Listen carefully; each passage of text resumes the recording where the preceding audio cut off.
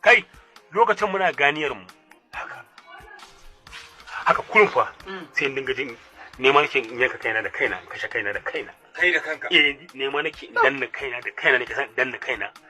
in burma kaina wuka ko in yanka kaina haka kullum ikon Allah saboda zafin zuciya mazaje ke kai